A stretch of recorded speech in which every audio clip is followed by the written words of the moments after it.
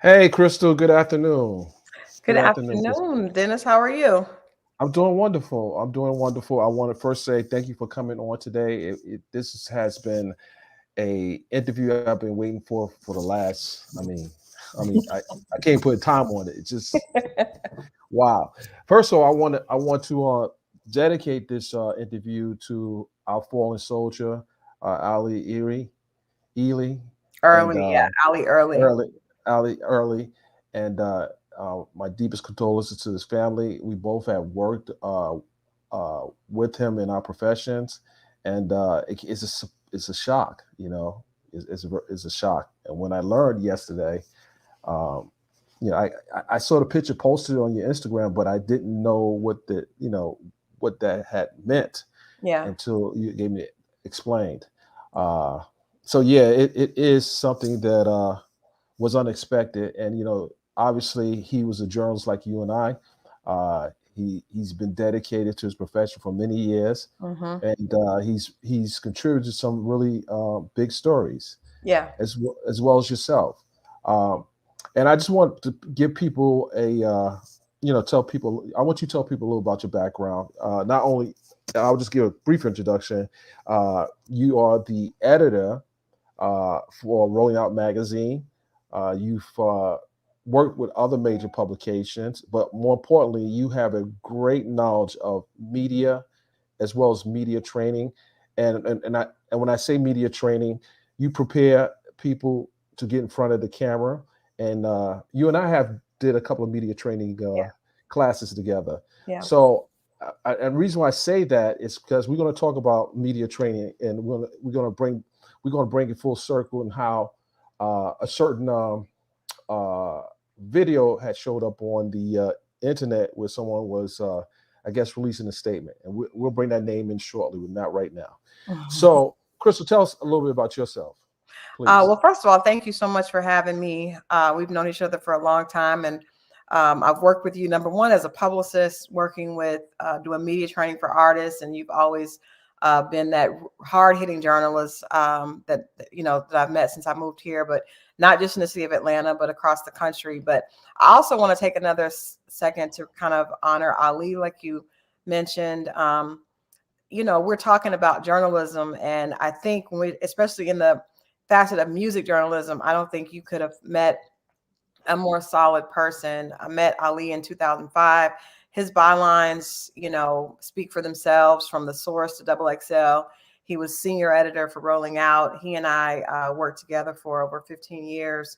But most importantly, he's just an amazing family man, husband, father, and friend, and definitely entertainment community lost a real one. Very few that had the integrity and the true journalism talent of Ali Early. So I'm still grieving, and I'm sure people will be for a while, but his words will live on because we have so many pieces written by him. But as you mentioned, I actually started as a journalist years ago. Went to school of journalism from the University of Oklahoma, with a concentration in PR, which actually served me really well because I ended up really focusing on public relations. And as you know, public relations and media go hand in hand, because as a publicist, we represent clients, getting them prepared for interviews. And I definitely tried to get my clients prepared for interviews with you, because when you get a real journalist who knows how to ask the right questions and pull the right story, you really want to make sure your client is prepared for that. And so I've I've enjoyed working with you, over the years doing that. But my company, Enchanted Branding and Public Relations, have represented a lot of artists and talent, musicians, actors, authors, different people over the years. And just recently, I decided to go back to my journalism roots. And so that's how you see me here as relationships editor for Rolling Out. I do a lot of conversations on celebrities and, the lifestyle, relationships, and things like that. So this particular case that we're going to be talking about is one that I think is really it's going to set a precedent, and it's going to keep conversations going for a while, because we talk about the difference between journalists and actual fact checking and all these things that we don't always see happen. And this is a great case study of what happens when that's not, when those those guidelines are not followed. One thing you forgot is that you have a book. I have several books. I have actually Several books. Yeah, this is Yeah. that's my first novel behind me, Under the Cherry Moon. And I also have How to Win When SHIT Happens that came out a couple of years ago. And I actually have another one that is set to drop this summer. So thank you for mentioning that. Yep. So, we are in very good company today. And my next guest I'm gonna bring up on the stage. He needs no introduction, but he might need a little introduction if people are not following his work. That's all over the place. I've worked alongside him. He's worked, he's actually wrote articles for Hip Hop Inquirer as well, but he's wrote for the Billboard. He's an awesome guy, and and he's also a college professor. I'm just going to bring him on the stage. Ladies and gentlemen, please give a warm welcome to Mr. Christopher Daniel. Hey. Hey, Chris. I'm with family today. How's everybody? Oh my goodness. Oh man. Okay, let me get myself in that frame here. So, Chris, I'm just gonna go into it. Just give people a brief understand your background and how long you've been in media and in education.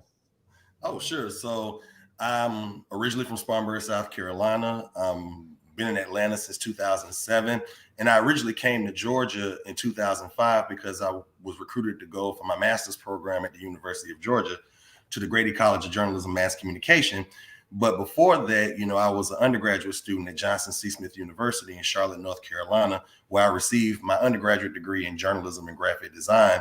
And, fast forward so many years later, which is actually how I met everybody on here, 2007, 2008, that whole social media frenzy was really starting to kick around that time. So this was, MySpace, and then Twitter comes, and then you fast forward and you get to Instagram. But, luckily for me, the internet was actually the reason why I was able to do so much work, because having that print background, but having to transition over into digital, it just really worked. So, managed to get a lot of work on the Washington Post, and did some stuff with Billboard, did a lot of stuff with Vogue, and did some stuff with, Architectural Digest, and write for the Atlanta Journal-Constitution, and doing a lot of really, really awesome stuff, CBS News and just really NBC. So making sure we tell stories about us. And I'm really passionate about the lifestyle and the entertainment community, but really finding the nuances across other areas. So history is one, and architecture is another, and our food culture is another. And of course, our music, film, television, dance, performance art. But of course, all of that stuff led to me being able to start teaching at Georgia State University around 2015, where I was, a visiting professor in the journalism communication department. So, and it was cool because Crystal was actually one of my panelists on a women in music journalism panel that I did that really packed the house and really just had some really interesting issues on the table, but was really able to take that and finesse it over into Clark Atlanta, which is where I've been for the last 5 years. And fast forward recently, Morehouse College now has a journalism major. So I'm adjunct there also for the arts, culture, and entertainment track. So it's funny that we're having this conversation just because it's timely, given that this is a whole new program and trying to get standards off the ground and just showing people that, these things do matter when you're telling stories and when you're considering celebrity engagement and really looking at news and social media and the integration of facts and what qualifies as opinion and just really making sure the credibility stands. So I'm actually happy to be here with both of you to talk about this. Absolutely. And let's just get right into it. Did you have an opportunity to follow the story that I was covering involving Cardi B versus Tasha K? Or I won't say versus Tasha K, Cardi B suing Tasha K for defamation. Let's make sure we're clear on that. Well, as a journalist and as a journalism professor, looking at a multitude of sources and being able to see how all the reports really just kind of come together. So it's just really fascinating, just looking at this whole, and all of us have had this conversation before, just really looking at the whole monetization of the content and, really being able to understand, where do you draw the line between taking good money and doing the right thing versus taking bad money and just raising your profile and getting those clicks and getting those likes. And it's just really interesting when you're looking at this from the perspective of someone who's really probably one of the biggest performers and entertainers across any area of entertainment. and just really being able to see kind of like what was really the motive behind this particular celebrity blogger, and why was she targeting this particular person? I mean, look at all of the public figures that really are out front. You know, you have your Beyoncés of the world and your Jennifer Hudsons. Not to say that these are people that she should target, but I'm always curious to know, why precisely did she pick this one particular human being? So I don't know if we'll ever get to that point, but just really looking at this whole conversation around YouTube, and what does it mean at this point to really be a credible source, and why do we tell these stories, or why do we get to this instance of spreading these sort of lies, and how does that constitute as truth in this era of Trump and misinformation and fake news? So it's a really interesting moment to really juggle all of these tensions that are going back and forth and trying to make sense of it. But to answer your question, then, is yes, I've definitely seen your story and the TMZ reports, and going back and looking at the Think piece that was on NBC News, which was really profound by a sociology professor from Western University. So really studying the law, and then thinking back to moments when I was actually in my common law classes, and just really trying to make sure that we don't commit the same mistakes that we just saw over the last couple of years. So it's here. So let's make it work and try to figure out, how do we get this to a point where integrity matters again, and credit matters again, and facts matter again, and respecting people's privacy matters, and being able to just make sure, you know, people's health and their children and their families are not up for grabs in the midst of you targeting this person. So it's just a really interesting moment to really unpack all of this. I talked about this. Chris, you have something to say? Well, no, I was going to say, I agree. And it's really good to see, like I said, it feels like family today, but I agree so much with what Chris said. But also, I think as a publicist for years, I think people forget we start to look at celebrities as commodities. And this is a great example of, you know, someone looking at a celebrity, not as a person, but as someone to help them make their business bigger. And I think that, you know, you asked the question, why Cardi B? I think that there have always been people that have done this to celebrities. I just think that Cardi B is, she's always been so authentic. I was talking on Black News Channel yesterday, and I was like, she's one of those rare celebrities that really has made her grit has been, you know, her rise to fame has been based in authenticity. Correct. And for her to actually say, I'm not going to take this. I've worked with, you know, celebrities for years. And I remember, you know, there have been different outlets that would publish stories that weren't necessarily true. You all remember Media Takeout years ago. There were constantly celebrities saying stories were not true, but no one would take it to that extent, because I think a lot of times celebrities get so used to being lied on, they take it. But kudos to Cardi B for saying, you know what, I'm not going to take this. I am a person just like you all. I'm not, you know, I'm not a commodity. I actually am a mother, a daughter, a wife, and a sister, and this hurts me. And so she allowed us to really see the human side. So kudos to her. I think that's the difference with this case. I do think it's been done before, but I think because she actually is a celebrity that has always been so upfront and honest, and she, you know, she continued, which is why she continues to stay on top. But I think this is something that has been happening for a long time that we've seen. And this case is the first one where the celebrity was just like, I'm fighting back. Yes, I'm successful, but I'm still a person, and I'm going to fight back. You know what I noticed covering this trial, when Cardi was giving testimony, I think she might have used profanity twice, and the jury didn't react to it because it was just like, you know, that's how Cardi is. It's on brand. Right, that's her brand. And she looked at the judge and said, "Oh, sorry," you know, apologized to the judge. But I just thought that was pretty powerful because the jury didn't react because they just know this is Cardi. You know, those who knew her. You know, some said they didn't know her, but I'm sure if they have kids and they talk to the kids about Cardi after a day of trial, something may have happened. You know, but in any event, Chris, talk about how important it is when you're researching a story and you know you have most of the information. Most of the information you may have 10% missing. What do you do with a story like that? You have 10% that's missing to make that story 100% credible. What would you do with a story like that?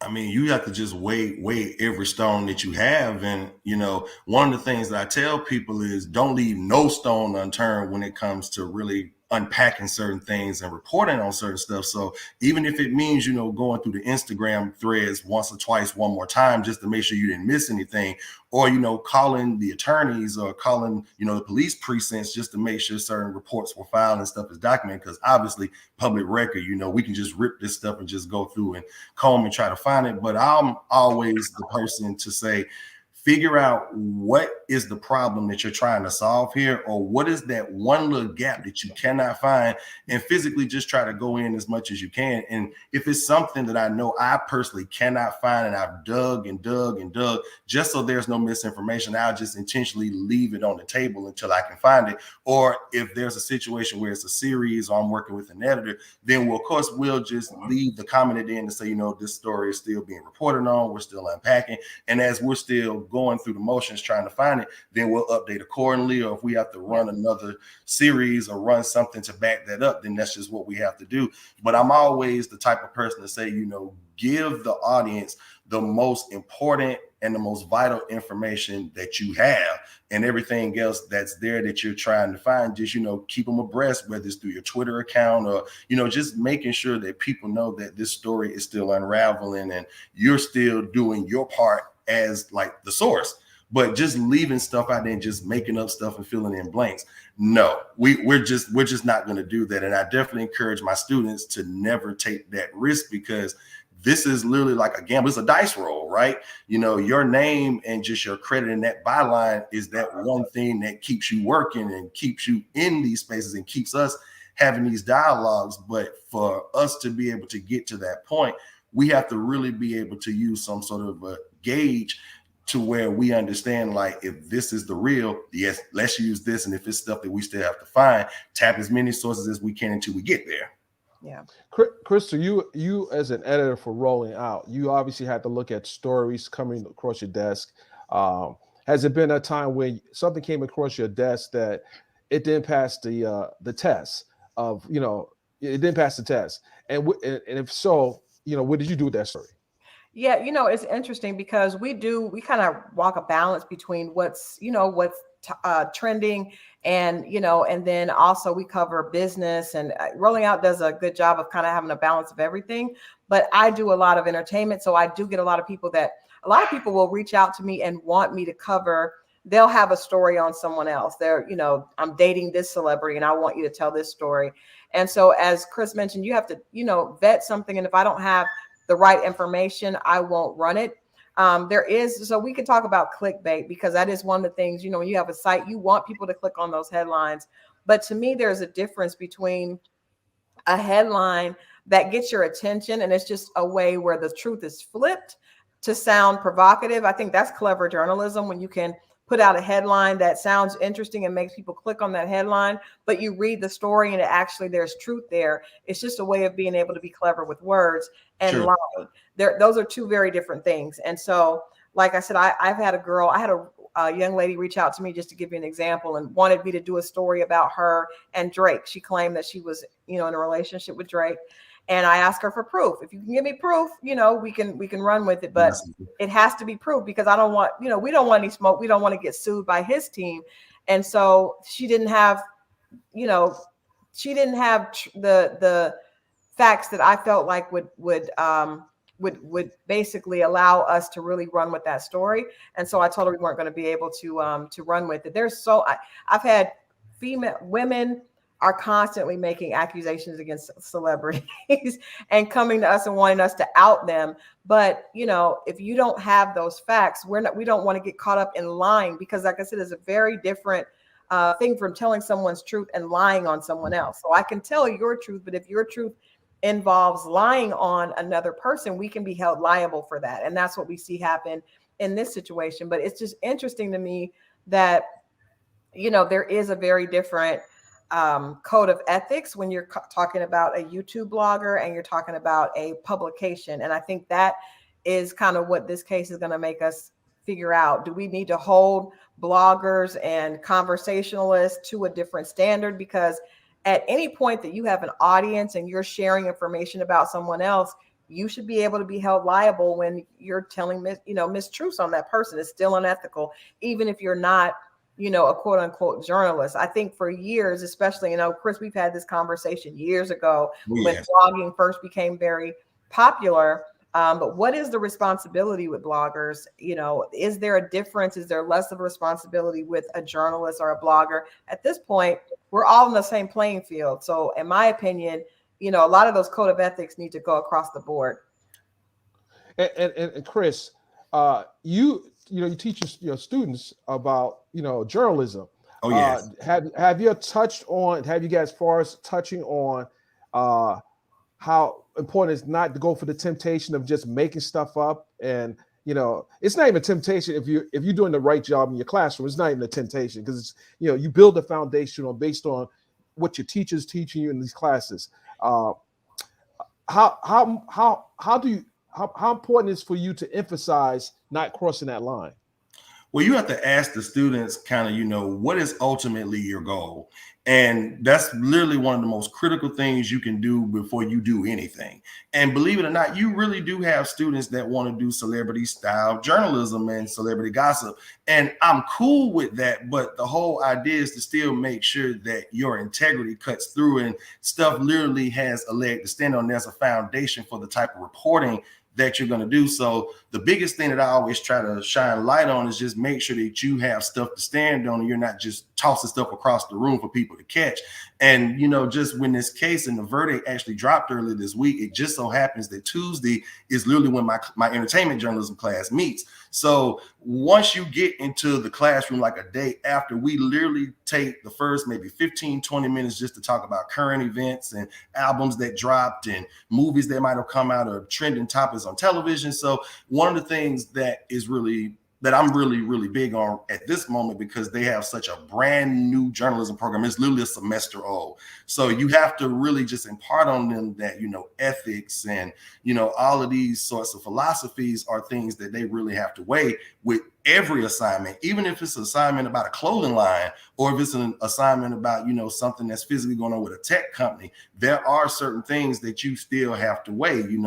Don't take, certain trinkets or certain gifts or certain pay just to say a certain thing about a certain group, just to stay on their good side. But, it's little things like that I think is very key for them to understand, because a lot of them, when they get online, all they see is this person has 1 million followers, or this person is a YouTube influencer, or this person partnered with this liquor sponsor. But many of them, they also see these other stories. And I'm happy we're having this conversation where you have these other Instagram influencers, maybe with 1 million plus followers and subscribers, but yet can't pay their rent, don't have money to eat, and even to this day, like, look at the headlines, many of them commit suicide or they get sick or just whatever the case may be. So it's really a situation where you have to get them to understand the media literacy that goes into, one, producing the content, but also the business part of it, but also two, how is this stuff being received by a public if it's you that's producing these things? So you're really having to get them to understand all parts of not just telling a story, but you have to get them to understand that they're a business, that they're also a public informant, and just more importantly, they're literally stewards of this media culture that we're having a conversation about. So it's a number of things that you have to do is, just really getting them to understand that what they're doing is a public service. It's not just a business. It's not just a come up. You're literally providing people with information. So you have to be mindful of what you're doing is you're really serving a community with stuff that they can use to try to make their own informed decisions. But in order for them to make informed decisions, your information has to be even more informed than the actual responses that they're going to give you. But it's a very critical thing for our journalism schools, and especially for these types of conversations to occur. I can tell you right now, every close colleague that I have that's teaching journalism or teaching PR or teaching anything in mass media, they have totally flipped their courses over the next week to really bring this conversation up, because there's so many different lanes you can take with it. But it's definitely a critical thing. But I try to make sure that they know that this is not a game. It looks sexy when we go out in the street. It looks sexy when we're in photos or when we're at events on carpets. But at the end of the day, this is work. Well, I was going to ask, it's weird because now people, a lot of times what they say, people are not researching on their own. They're right. just, I was about to touch on that. They take the news they hear on social media and they run with it. They believe that. So you have an even greater responsibility, in my opinion, to really make sure that you're giving ethical, and you're being ethical in the way you present it, because you have so many people now. Before, when I was growing up, the people would wait for the news, or you would wait for certain outlets. Right. But now you can, post a salacious, post on social media, and so many people will take that and run with it. Christopher mentioned the Trump era and the fake news. That's where we are right now. So when those allegations, or all those remarks were made about Cardi, so many people just took it for face value. They don't do the research, so it's even it puts even more, brevity to me on people that are reporting, because you are shaping public opinion in a whole different way than you were years ago. And you also have to be anecdotal in your approach. One of the things that I take, and you've been to my class before, Crystal, so one thing that I'm really, really big on is I'm telling everything that goes on. So if I'm pitching a story, this is what needs to be in a pitch in order for it to be a green-lit story idea. Or when you're doing the research, or you're doing an interview, this is how these things need to work. When you're filing the story, this is how you need to go about filing. This is how you do your taxes. And this is how you do all these different things to make sure that your business is on point and that you are on point. But I think it's very critical in this moment to make sure that the people that are really in the trenches doing this, those should be the voices that are really imparting this knowledge and this wisdom and these occurrences on these folks, because you're only as good as the last thing that you've done, or just kind of how you conduct yourself in the universe. But I always say that right now is really the moment where we're needed the most. And we have to be mindful that what we're doing and these things that we're doing right now, this is impressionable stuff that people are going to run with and try to figure out what the next step is going to be, or kind of if they still want to pursue this, or if this is really like an important issue to discuss, which it is. But I always think it's very key to just make sure that we're taking everything that we're doing and just letting them know that this is the real, this is how you need to go about it, but also use us as an example to try to determine your own fate. Absolutely. Now let me talk about sourcing and and giving credit to the journalists who are doing the work. As well as I know, and Crystal knows, when we go out in the field and actually interview people, we actually have to knock on doors. Sometimes we have to go to courts. We have to go into crime scenes. We put a lot of work into building the story and covering a story. And then you go onto YouTube and you see someone talking about your story, and they talk like they were there and they were nowhere around. They're actually somewhere like San Francisco or somewhere, or anyway. I'm just throwing that state out there for a reason. But the point I'm making to you is, how important is it for us to hold those vloggers accountable when they fail to source us for the work that we do, while they monetizing the work that we do? Crystal. That's a good point. We've talked about that. Janice, you and I have talked about that. I think it really is going to come down to people just holding people accountable. I know that you're right. There's so many. We're also in a culture that's very different than. I went to school. Obviously, Christopher went to school and is teaching people now. But that crediting sources was so important then. Now again, it's kind of like the Wild Wild West. So you have people. I've had people take my interviews, and use it. You know what I mean? So, and it comes down to a point, like I said earlier with Cardi, for so long, celebrities. I'm not trying to hate on media takeout. I just know that's one that a lot of my clients had, things mentioned on that site that weren't true, and we didn't. Shout out to Fred. Shout out to Fred. I called Fred, and Fred actually took some down because we were like, it's not true, and I think that's the difference. But I think that it's going to come down to us saying, you know what, I see this, you've taken this, and I'm going to prosecute you, because that nothing changes the standard more quickly than someone actually holding someone accountable. Oh, yeah. And a lot of times, you see something and we just allow it to go. And so many journalists, so many photographers, especially photographers, are constantly, their pictures are being taken and used for other things. If you don't prosecute, then the standard continues. So I think it's really going to be up to journalists saying, you know what, we're sick of this. We're going to stand up for ourselves, just like Cardi did. I mean, she set a great precedent for standing up and saying no, because sometimes, the time it takes to prosecute someone it feels like it's like over. Like by the time I do all that, I've lost so much time. But it really does take people holding people accountable in order to change, the standard. And so I think that's what's going to happen. But all of us, I know, have had that happen. I literally have gotten up and seen my work on someone else's page because it was getting headlines and they felt like it was going to help grow their page. And so, but if I don't stand up and hold them accountable, then that teaches that person they got away with it and they're going to continue to do it. But that's not, like I said, we're kind of in a place where YouTube is kind of like the wild, wild west, or personal blogs. Unless it's hard to get that it's hard to prove and to show, because people can actually take things down or manipulate. So kudos to Cardi for setting the standard, and hopefully a lot more people will start to hold people accountable, put their feet to the fire. And shout out to her legal team for what they were able to do, because we don't talk about the folks behind the scenes that's really making this stuff go. So shout out to the attorneys and just her all-star power players, because I mean, like I said, you got to look at who she is and kind of the weight that she carries just in the whole entertainment community. So obviously you knew going into this, it was going to be all out World War III with somebody like her. But she kept, there have been other cases, and I Dennis, you're somebody that works on all these big cases. So Usher had a case a few years ago that was kind of, just as salacious. It wasn't quite this way because it wasn't a blogger, but there were people making accusations that weren't true, and accusations that are embarrassing and that, change people's lives. Again, this is a person.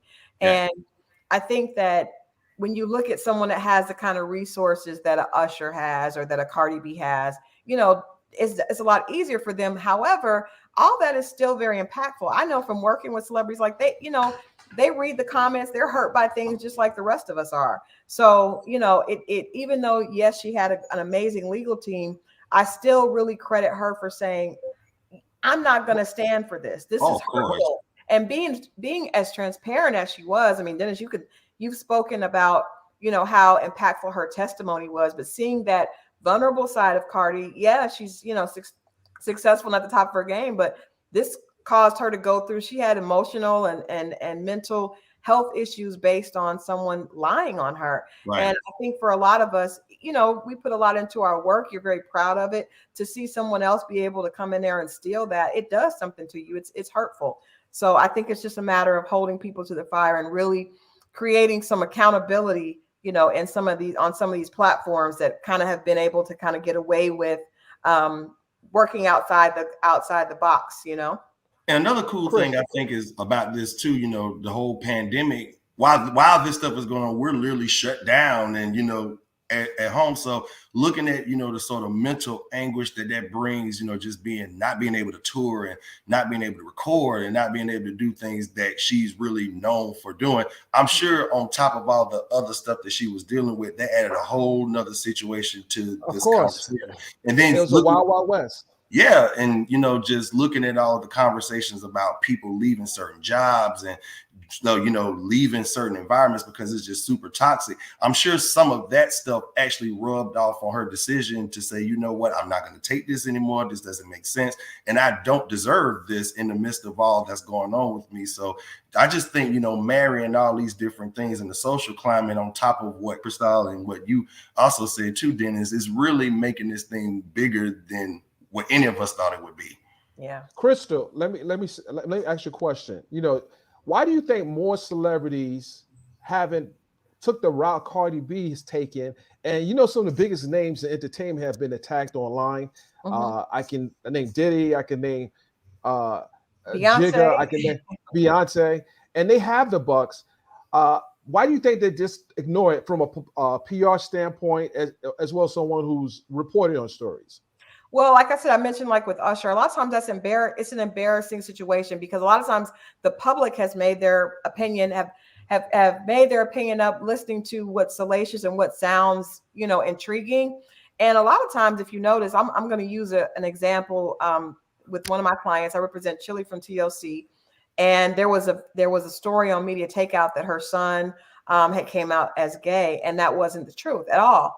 And this, her son was, I think, 14 at the time. He was in school. It was very hurtful. He was going through a lot of emotional stress dealing with it. And I called Fred and I told him we needed to take that down. But she put out a petition and, saying, hey, this bullying for people's children, celebrities' children should be off guard.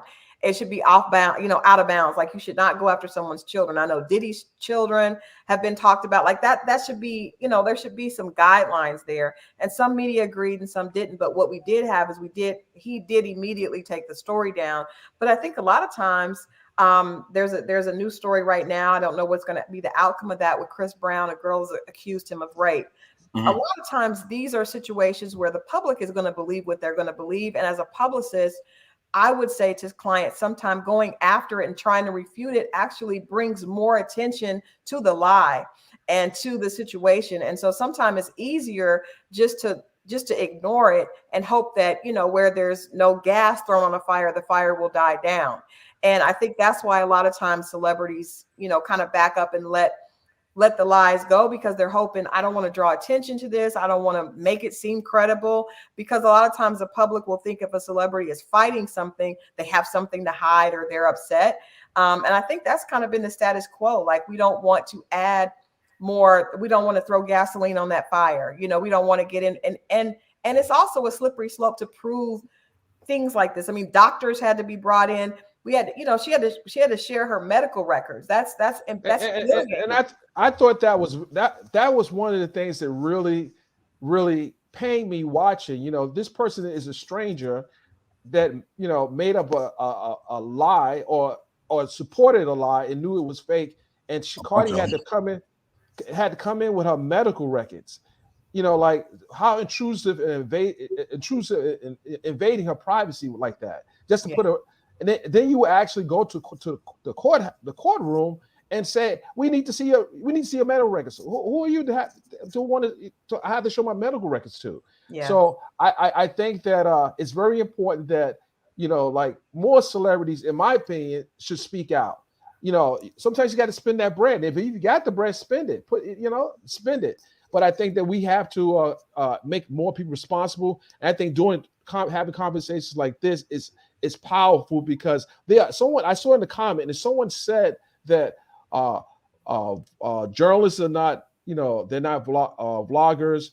And it's almost like they were saying that, you guys got to be more responsible than the vloggers. But no, if everyone's using their platform, they have big platforms, they should be responsible whenever they put any information out. If you put anything out, because it's going to affect somebody. If you put out a lie, like this case you just enumerated, you got Chris Brown, that's looking at a civil suit, not a criminal case, but a civil suit. Right. And when I hear civil suits without a criminal case backing it, I look at those cases a little more carefully. Yeah. And and I know I worked on, interesting case, and it panned out it wasn't true. Yeah. I've got to run, guys. I've got a 3:00 with a client that I've got to jump off, but I appreciate this conversation. I look forward to being a part of more of them. Congratulations, Christopher. I'm glad that you're at Morehouse. And I think it's really important, when you're talking about media and journalists, when we are telling our stories, I think there's so much more, that's so much more impactful and it's so important. So I commend you. I'm so proud of you.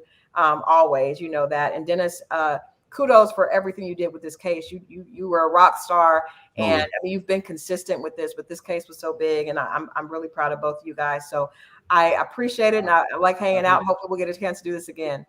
Good to see you again. Thank you, Crystal. I appreciate it. So we're gonna keep Chris here for a few minutes. Chris, I just while you had opportunity to read some of the reports, what did you think stood out more in this particular case? What stood out for you? Besides all the, like the wife accusing the husband of lying, the husband's accusing the wife of lying on the stand. What did you think about that? Well, I mean, even when you watch like the after video they actually posted, it's almost like these people literally didn't learn anything. And it's sad that, you get to a point where you literally see someone who came up off the strength of a lie, came up off the strength of somebody else's success, but it's literally looking like this person is unfazed by the fact that this is a very high profile situation. And honestly, it kind of gives you the foreshadowing that when we're having these conversations about vloggers and bloggers and journalists and what it is, I don't think bloggers and vloggers and the like in many cases understand that when you talk about leveling the playing field, it's not just you being able to use certain platforms to articulate certain things and get stories out. Now you have a whole legal and a whole ethical conversation that now you are a part of. So what people have to really understand now is, you're running the risk of losing any type of credibility. Someone made a point yesterday on a Facebook post where she has 1 million subscribers, she'll be okay. And it's one of those things where you have to let people know, people buy followers all the time. People buy subscribers all the time. Anything Absolutely. to Absolutely. anything to consume the algorithms and try to make themselves bigger than what they are and try to move forward. But, just seeing that this woman actually fumbled the bag on the stand and, changed up her story and, just alleged that she did say certain things and that she wasn't a journalist when in fact she literally said on her actual videos that she's creating news. She is a reporter. She's doing all these things. But, what I think is really fascinating more than anything is how people don't learn their lesson. So it has to be taken to task and people have to be held accountable in order for them to see the severity of their actions. And it was so funny, before we jumped on this call, I was reading an article about, Meghan Markle and Prince Harry now in conversations now to take some of their concerns to court because of all the YouTubers coming after them. So what's really about to happen right now is the floodgates is open. It's completely open, especially when we've had a moment where the internet really wasn't regulated and no one really understood how to make sense of some of these things versus print and broadcast. But now this has literally shown that this is no different than anything someone did in newspaper or in magazine or on any of those news magazine specials. The time is now, and you're really scaring some of these folks. But I just think it's just a moment where we have to realize that everybody, when you talk about leveling the playing field, it's really level at this point for real. You saw that you spoke just a minute ago about the aftermath video, and I guess you're referring to when Tasha K released her statement. Yeah. Did you see a statement? Yeah. What did you deduct from that statement that she released, and how damning do you think that will be for her moving forward? Because she has to go back to court in February. And, just trying to make an appeal to the Supreme Court, at least from what I understand, trying to really take it to the next level. They're going to throw that thing out. But, it's just interesting looking at someone who really seems unbothered by the fact of these are things that you just absolutely cannot do if you are going to be disseminating information to people or putting public figures in your content. So I don't know exactly how this is going to play out for her, but I do know we usually look at ad revenues and sponsored content, sponsorship dollars. I'm pretty sure a lot of these big brands, if they assuming that they've given her anything, they're definitely going to pull out because nobody wants to be aligned with something this big. This is going to be big news for a while, and especially when, like I said, you have all of these media law courses and even, legal classes are going to be studying this stuff. This girl just literally worked her way into a textbook. And what's really going to be,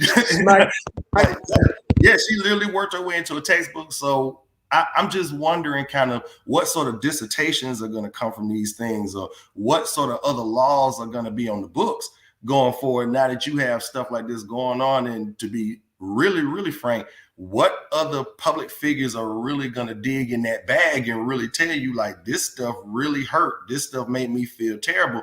And now we're going to really be bogged down with physically seeing all of these people come to the surface and really, for lack of a better term, like my mom always say, had their ass handed to them.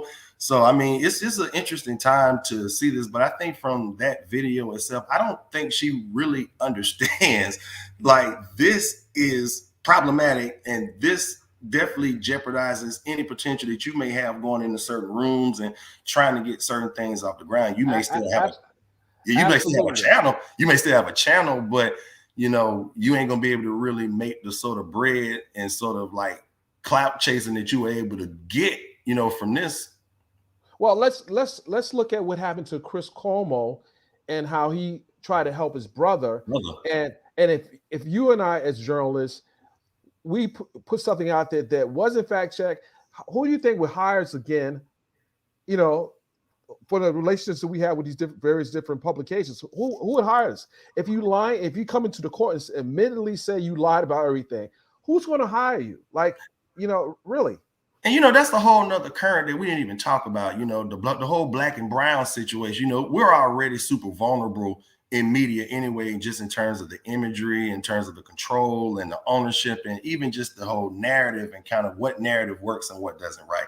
You literally have two sisters, in this old tussle, and me and you, we're both brothers, doing this too. So we would literally, again, have our asses whipped and handed to us. We would not be afforded the exact same sort of liberties and latitudes and opportunities off of this.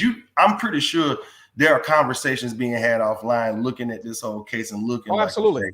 And I would say there's some big things about to happen. And I know firsthand that certain moves are about to be made to hold people accountable. And when I say big moves, whoo, she opened the floodgate, and she will be a part of textbooks. I don't know if that's what she wanted to do, but hey, Spitting Fire. Let me just shout out to a few of these super chatters. Spitting Fire, thank you for the donation. I saw someone else, and Millie, that's beautiful. Thank you. I appreciate the donation. If you guys have a question, hit the super chat. Make sure you hit the like button. Make sure you follow Chris.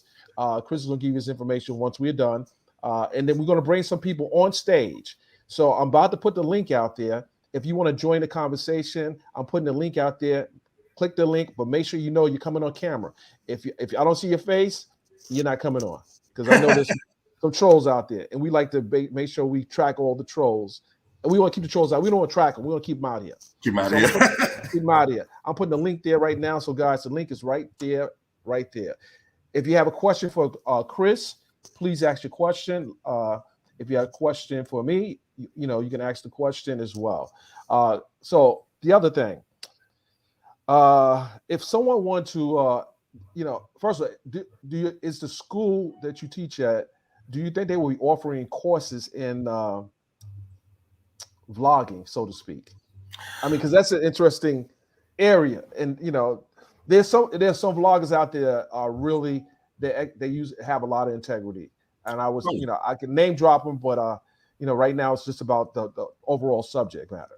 Yeah, I mean, and don't get me wrong, I love food bloggers because I'm a cook and I love restaurants. So shout out to all of the food bloggers that's holding it down with recipes and doing their restaurants and cocktail reviews. Y'all are great. But one of the things that we do have, at least at Clark Atlanta, there is a digital and a social media course taught by one of my colleagues, Makisha Funderburg. Shout out Funderburg. She just texted me right before I jumped on the call. And one of the things that really comes up is really learning how to use these tools and how to use these channels to really not only brand yourself and to put yourself out there, but more so, disseminating news and being able to use it as a vetting system, but also learning how do corporations and how do other entities utilize these platforms to really help to elevate what it is that they're doing. And it's actually a really good course. And, she manages all our socials and stuff for our department. So anytime you see any tweet or Instagram post, that's her doing all of that cool stuff. But, I teach convergence media, which is more of the multimedia journalism course. And, there is some sort of social media vertical that's in there, just because, you have to integrate all of that stuff into the narrative part and, making sure, that all of these things have to work in tandem with each other, because our audiences are so segmented and everyone likes to read. Some people like to watch, some people like to listen. Some people just like to read 140 characters and be good to go. But I think it's very important to be able to, again, impart on them this media literacy and just understand, there's a reason for everything. When you're looking at ownership and what matters there, and looking at the people that actually create the content that you're consuming, and think about, are people physically here to tell stories about your community, to inform you, but are people also over here just to make money and just to, raise capital and raise their status? So I think once we get to a point where we start to unpack and define that this media literacy thing is really how we discern certain garbage and how we can really understand who the people are that's really making these things work and who's really trying to get the truth out, I think we'll be a much better society. But absolutely. Yeah. Absolutely. Chris, if people want to find you, can you tell them how they find you on your socials? Oh, yeah, no doubt. So on Twitter and Instagram, it's at Journalistorian. So it's literally the word journalist, Orian. Just literally think of it as journalist and historian, but there's no H in it. And it's literally like a convergence of just the cool stuff I do, but also the more intellectual stuff that I do. But find me on Twitter and Instagram as well. What's the latest article that you put out? Because I know you're writing all the time. What's the latest story that you did? So, I mean, the very, very last thing that I actually did was for Atlanta Journal-Constitution. I interviewed Angelique Kidjo. And, you know, I love, you know, global music and African music. And she was here last week at the Rialto performance, which was an amazing show. And, you know, she just put out a really, really phenomenal project about, you know, just social injustice and climate control called Mother Nature, which is nominated for 3 Grammys this year. So I'm really excited. That's pretty dope. Oh, yeah. I remember you and I covered the Braxtons, when they had their show. You remember that? And it's funny because Tony Braxton's biopic is actually on Lifetime right now while we're talking, because, you know, Janet Jackson's documentary is coming on tonight. So everybody's really happy about that. And I'm really excited, too, because literally one of the quintessential artists of my generation and just one of my favorites. So it's going to be really exciting to see like all of the Twitter exchanges and, you know, just the live conversations that we're having about this, you know, seeing all the footage, you know, all the BTS stuff that she has with Mike and just studio stuff with Terry, and just, you know, it's going to be really dope to really catch this at this moment in time. Well, guys, I want you to give him a nice emoji for him coming to the show today. I do appreciate he taking his time out because he could be doing anything. But again, we just had to get that information out there. So, Chris, thank you very much. We're going to talk soon. And I look forward to send me a link or anything you want me to check out. And I'm covering another big case coming up. Another big case. Well, you know, that's your wheelhouse, Dennis. You know, you stay in them courts, man, like literally taking care of the culture, but really unpacking all of the proceedings and all the details in it. So, you know, kudos to you for really doing the work that you do. You know, we're all like working in tandem, but we all make one voice, one sound, one community. So, you know, thank you for having me on this platform. I'm looking forward to doing it again, and, you know, just keep doing the amazing work that you're doing. Absolutely, Chris. Thank you very much, and I'll see you on the next food video. No doubt. Thank you, guys. Thank you. Well, guys, you know, we had the lovely Crystal Jordan. I saw the comments someone made about her eyes. That was cute, you know, but she's a married woman and a happily married woman. And I do appreciate my good brother Chris coming in.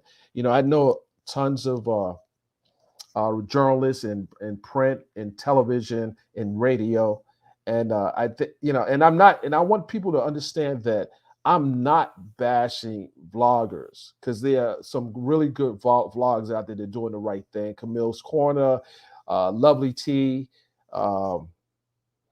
If someone has a big platform, I'm gonna have to take him to task real soon. But I'm just, he's young, and I think he doesn't understand that I take my profession very seriously, and I just think that it's important that I try to do these things offline. But if you do things that I feel that is diabolical or with malice, then I address it. But we'll see. Time will tell how I handle that. But I want everyone to think about what was said on this video, especially if you're making a living off of telling your story on the internet, or you have a product or brand or something, or if you're doing entertainment. This is more about entertainment news, because entertainment news is probably the most popular news stories that are coming out. And like Crystal talked about Chris Brown and the lawsuit filed. I look at stories like that as, okay, you filed the lawsuit, but you didn't preserve the other stuff that would have supported the story.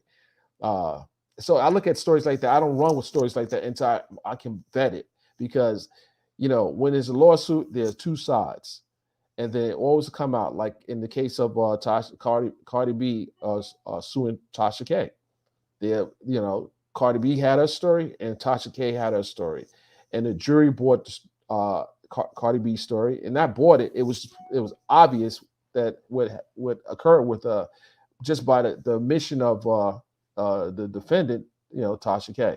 I thought that was very important for everyone to see, because it gave validation to the things that other people have said, but they didn't have the resources to take it to court. So yeah, as attorney Mark Link said, Cardi B is the new sheriff in the town. Even in this crazy wild wild west internet, she's the new sheriff in the town. Let me read a few questions, guys. If you have any questions, I'm going to go ahead and look over here and see what you guys talking about here. All right. So no one wants to get on the platform today. No one has any kind of question about what we talked about today. This is your time. I see the lead attorney here. The lead attorney. Shout out to the lead attorney. He came to the court. I'm gonna say something. Just looking at TK's statement and about things were fake or it was made up. And you had the lead attorney. I sat next to him. He was taking notes. I mean, he's an attorney that he's trained to take notes. And when he came back on his platform, he gave you guys a blow by blow, and it pretty much mirrored what I was reporting. Obviously, he has a way of telling his story. Like most people, communicating his story. He has a way of telling his story, and I thought that was very important. He pointed out some things that a lot of people didn't know, things that he saw, as well as infamous Sylvia and Law 360. They all did a good job. And as a journalist, I like to give people props if they're doing the right thing. Let's see if we have any questions here. I'm gonna read one or two. I guess that's the sum of it. The sum of it all. The moral story is just not lie. Not just not lie, but do some work. Because it's easy to stay in a room and surf the internet and come up with this story looks a little more believable. So I'm probably going to run with this. But sometimes it's easy just to pick up a phone, maybe request a copy of a report, put a request in using the freedom of information in your state. They have to, in most states and municipalities, they do have a requirement that you request. If you're part of the media, you can request almost anything. And especially in Georgia, you have 72 hours to put a request in on something. If you're part of the media, they're going to vet you, but that makes your job easier. You got the report, then then you still, when you get a report, that's the other thing. All reports that are made are not, until it's really investigated, but you have a working document to go on. Like if you want to interview witnesses, you want to, do a deep dive in the story to make you put more meat to it. Yeah, you just got to do the work, Shout out to those people who have also, I'm getting a bunch of texts right now, and that's I know a lot of people are looking at this particular story, and they have questions. A lot of questions I can't answer because they may be on the legal standpoint, and I like to bring attorneys in to answer those questions. But here's the news: on Monday, I have a very important guest, and they actually was in the courtroom. They're part of the case. I can't tell you who it is, but they will be my guest on Monday. And when we're going to release the name probably 5 minutes before we go live, just because strategy there. Guys, I thank you very much. I see I could never do entertainment journalism. I don't talk. I'm gonna read this. I'm gonna bring this person up real quick. Let's see here. I could never do entertainment journalism. Don't talk about people in general, because I don't talk about people in general. Okay, that's cool. That's cool. I mean, you get in where you fit in.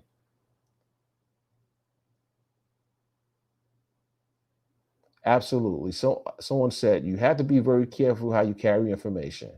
Absolutely. And you also have to be very careful in the person who's delivering the information. If you're going to be reporting on something, think about the person who's delivering the information.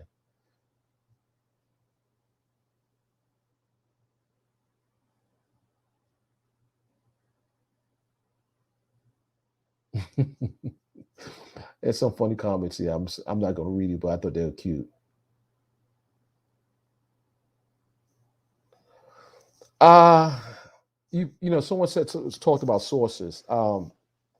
In most cases, you protect your sources if you're a journalist, and they have a law in Georgia called the Shields Right Law, where you're protected as a working member of the press, for revealing sources. And now, if it's a situation where you're subpoenaed, I mean, then it gets kind of, the waters get a little murky, because then you have to explain to the judge why you can't release the sources, your source. But you have to have a valid reason, and sometimes it may be a time where you have to release the source's name, but it has to be with a strong reason in the courtroom. Other than that, if you say you have sources, you want to make sure you retain those sources information, because you might get sued for something that you said, and you have to bring, that's the defense to a lie is the truth. And if your source says it and you can provide that source, then it's the truth.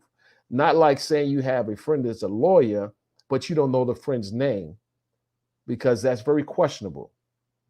If you say your friend looked at the legal documents and told you that they were fraudulent or they were fake, but you don't know the friend's name, then people are giving you the side eye. So all your sources maintain your sources. And if it may be a rare instance where you have to release their name, just to make sure that you're covering yourself legally. But in most cases, you protect your sources. I protect all my sources. All my sources. Okay, I'm gonna look. Someone said, "Good question." I ask this a lot because I want to know, how much does a blog saying allegedly hold up in court? That's a good question.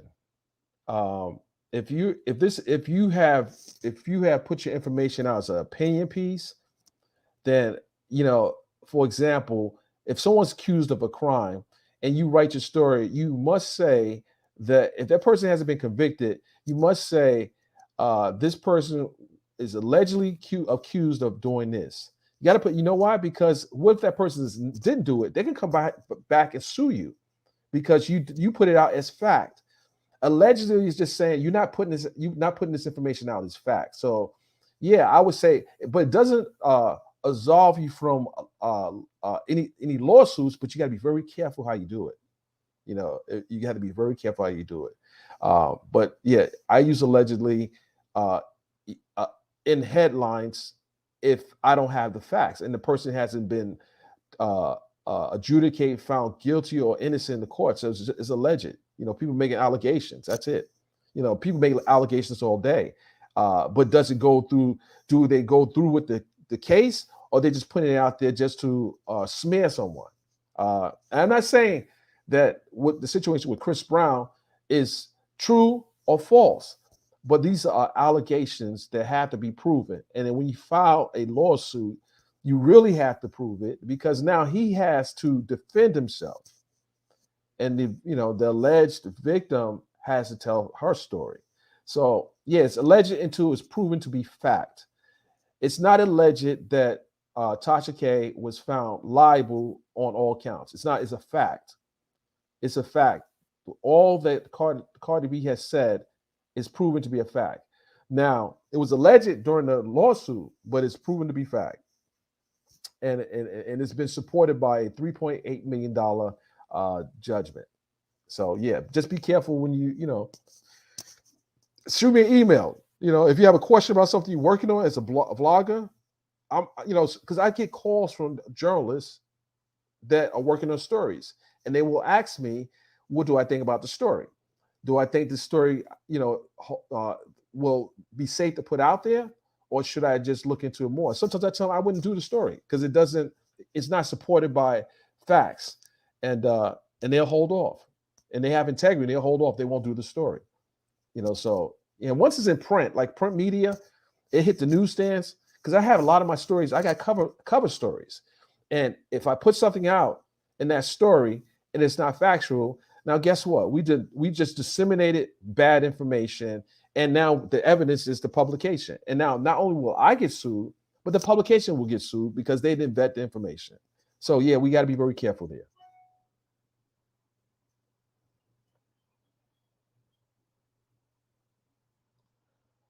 Someone's, like people ask a lot of questions about the money. They say she's not going to pay.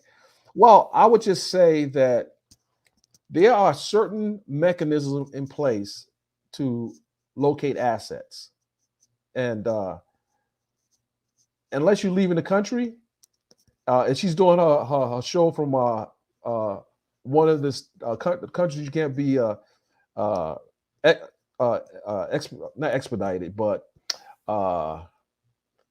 this is a civil case. So she goes to another country, yeah, she'll be okay. But if she stays in America, they're going to locate the assets for the business, and because they're punitive damages. So unless she leaves the country, they're going to locate the assets. So she might be doing a show in Nigeria or Kenya or somewhere, and still spreading lies out of the country. Who knows? I can see that now. Reporting live from the jungle in somewhere. I don't know. But you don't have internet, so that probably won't work. You know something? People are saying that she moved the videos to Patreon. If it's not a screenshot of that, and then guess what? If she's done that, then guess what? The judge can, issue a injunction on all her platforms or anywhere she, her website, her Patreon. I mean, I'm sure some interesting stuff is going to happen in February. I just be patient. And I know you want Cardi to get paid, but I think Cardi's been vindicated. She's been vindicated. The penalty, she'll get the money because there are people out there who that's their job to look for assets. Cardi's gonna go on to do concerts and do movies and live her life. There's someone out there in her team that will know how to locate those assets as much as they can.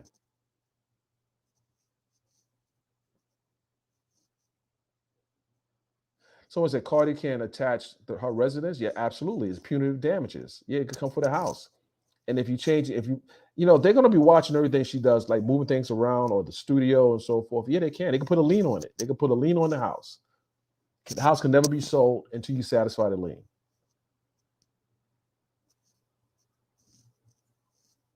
That's why you have to be very careful what you say about people, because it's your children. If you have children, it's their future. That you're playing with. It's their future that you're playing with. So you gotta be very careful.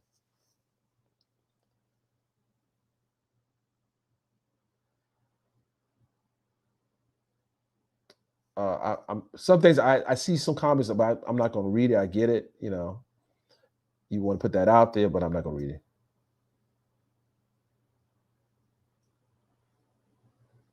No, I'm gonna read this from Pretty Brown Eyes. What's up, Pretty Brown Eyes? You want to come on stage? Pretty Brown Eyes?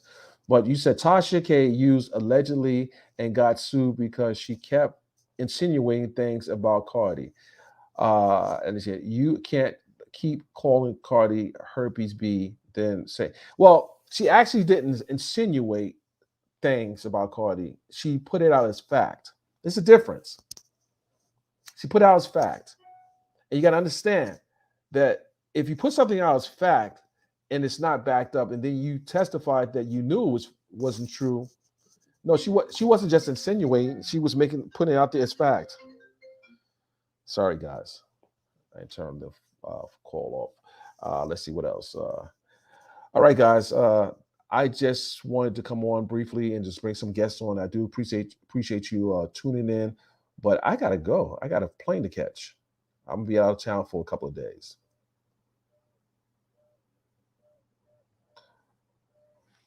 I don't remember the LL Cool J situation. Actually, I do. No, do I? I don't know. I don't know about the LL Cool J situation. Yeah. Todd is my people, so be easy on LL, please. Oh, okay. Did I miss anybody? Any questions that I missed? Let's go. All right, guys. I thank you for tuning in. I appreciate no one wants to get on the stage today. That's cool. We had some good guests, and shout out again to Crystal Jordan. You can find her on Instagram at Enchanted PR, and I'm gonna type a handle there as well. And I have to get Chris's handle. Enchanted. Let's see. At Enchanted PR. Follow Crystal there. That's a handle, and let's get Christopher's as well. Let's get Christopher's here. We can't. Let's get Christopher's real quick here. Let's go. I want to make sure you guys are following both of them. There we go.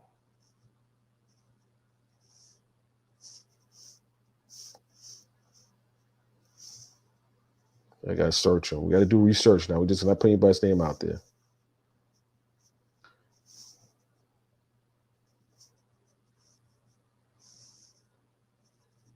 Okay, here we go. We'll type it in there real quick.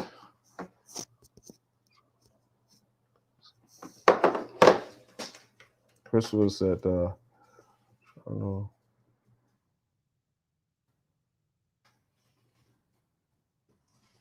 There you go. Follow Chris there.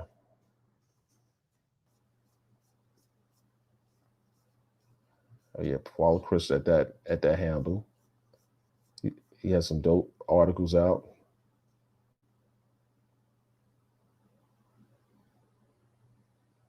The Untangling of Tasha K. Yeah. Send me a copy of it. Don't get your book out before mine's come out now.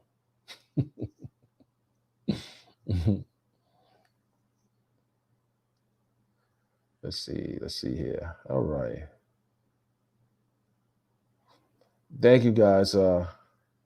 Yeah, where I'm going is going to be pretty cold. It'll be pretty cold. I might have to bring that sheepskin out. I had to get rid of my furs when I came down here. I made a mistake and walked into a PetSmart with a full fur hat on and a long 3/4 fur mink coat, asking for directions, and they looked at me like I murdered somebody. I'm like, oh my goodness.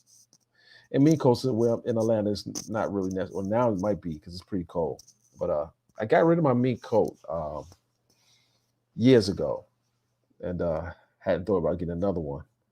But if I think about getting another one, my good friend Cash Howard has a mink business in Atlanta. She has a mink business that I covered one of her fashion shows. It was some really nice coats, but I'm just not into furs like that anymore. You know, just not. If all you say, oh, you're wearing fur, you're eating steak.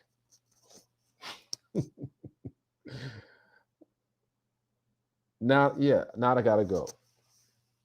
Peace.